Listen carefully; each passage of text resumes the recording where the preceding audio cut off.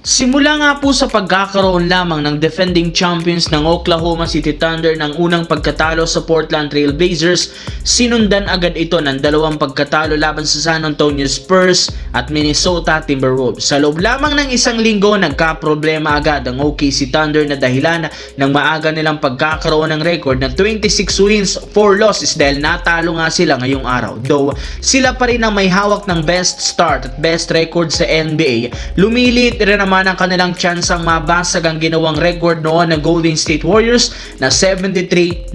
Maraming mga teams ang nakakita sa kahinaan ng defending champ at maaari nga itong gamitin para matalo nila o matalo sila malaban sa regular season. Pero ayon sa isang insider, wala pa rin naman bago ngayon sa plano ng Thunder dahil balak pa rin naman nilang lampasan at basagin ang ginawang best record ng Golden State Warriors sa regular season. Inaasahan ng kanilang team magagamay ng ibang kupunan ng kanilang game plan kaya magsi-shift na lamang nga sila ngayon sa bagong adjustment at estratehiya ngayong taon.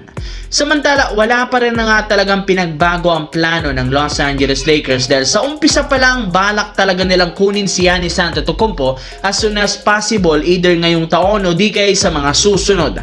Naniniwala ang Lakers na hindi pa rin nagbabago ang isip ni Giannis sa kanyang sinabi noon na gusto pa rin niyang maglaro sa isang team na merong malaking market. Sinabi rin naman ito noon na gusto niyang makasama si Luka Doncic sa iisang koponan.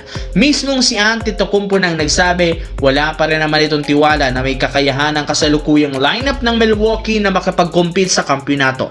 Hindi nga kayo nagkakamali sa inyong narinig dahil pursigido ang bagong team owner na maipang tandem si Giannis kay Luka Doncic. Kapag nagawa nila yan, magiging isa sila sa pinakamalakas na duo sa NBA dahil literal magkakaroon sila ng legit na championship at bagong Big 3. At syempre, duo sa NBA ngayong taon. Anong masasabi niyo dito mga idol?